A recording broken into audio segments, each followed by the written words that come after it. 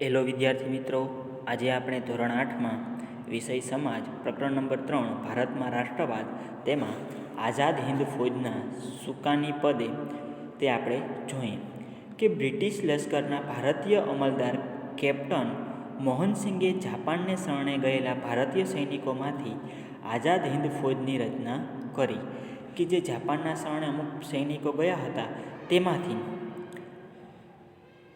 Captain Mohansinh હતા તેમણે શું કર્યું તો કે એની અંદરથી સૈનિકોમાંથી આઝાદ હિન્દ ફૌજની રચના જે તે કરી હતી.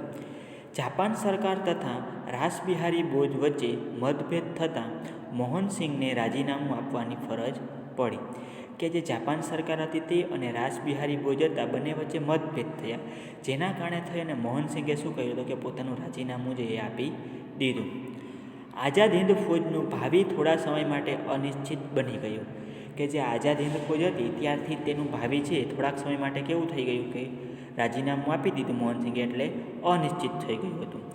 રાસબિહારી બોઝે સર્વસંમતિથી 4 જુલાઈ 1943ના રોજ આઝાદ હિન્દ ફૌજના સર્વોચ્ચ નેતા તરીકે સુભાષચંદ્ર બોઝની વરણી કરી કે એ આખું જે આઝાદ હિન્દ ફૌજ હતું ત્યાં રાસબિહારી હતા તેમણે શું કર્યું હતું કે સુભાષચંદ્ર બોઝ હતા તેમણે એ આઝાદ હિન્દ ફૌજના નેતા તરીકે સુભાષચંદ્ર બોઝની વરણી કરી.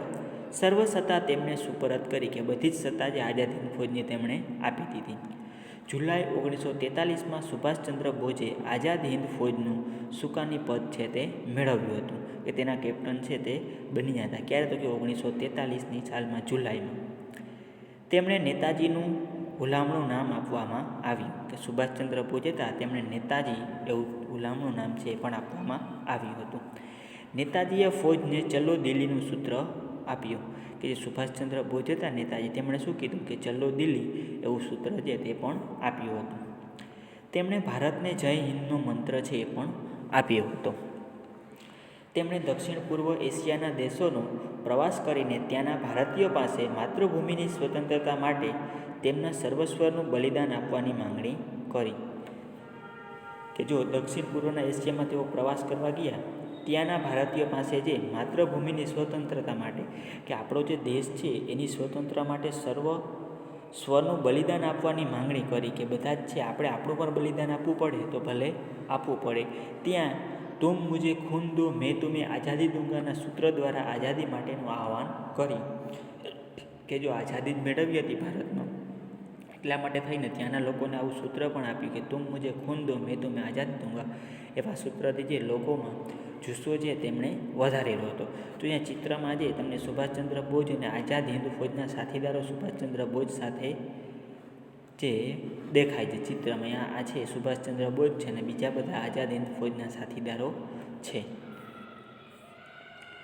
ત્યાર પછી આવે છે કામચલાઉ સરકાર.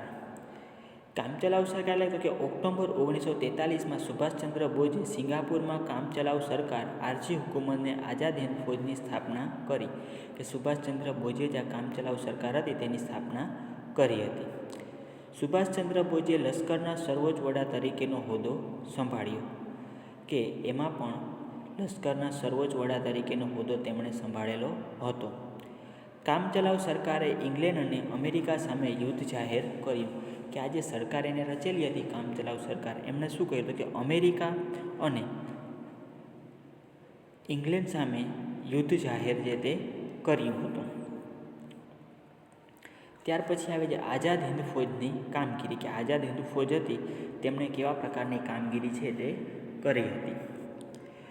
ઓકે, સુભાષચંદ્ર બોઝ આઝાદ હિન્દની કામચલાઉ સરકારના વડા બન્યા પછી આઝાદ હિન્દ ફૌજનું પુનઃ આયોજન કર્યું કે ફરી વખત આઝાદ હિન્દ ફૌજનું આયોજન જે તેમણે કર્યું હતું.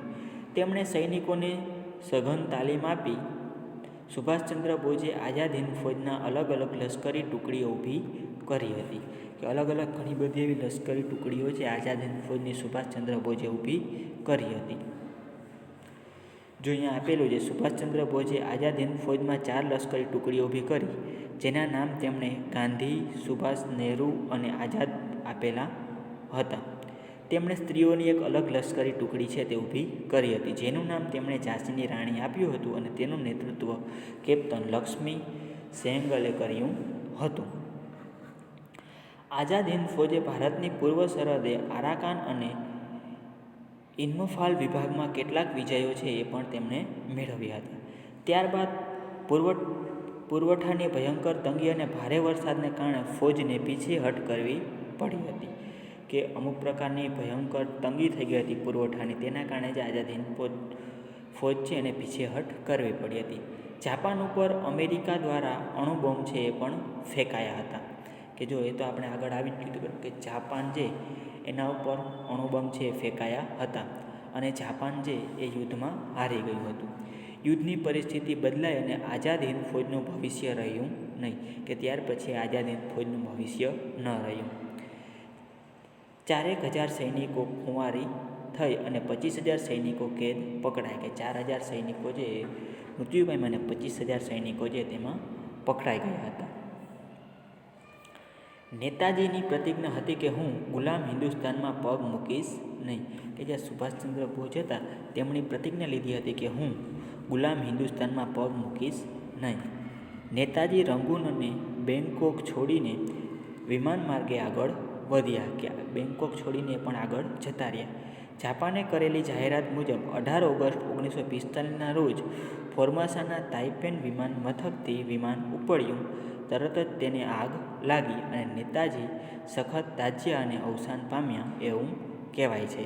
કે એ સમયમાં ત્યારે સુભાષચંદ્ર બોઝ છે પ્લેનમાં બેઠા હતા અને પ્લેનમાં આગ લાગી અને ત્યાં તેમનું અવસાન થયું એવું કહેવામાં આવે છે. તો વિદ્યાર્થી મિત્રો, આની સાથે અહીંયા આપણું પ્રકરણ છે એ પણ પૂરું થાય છે.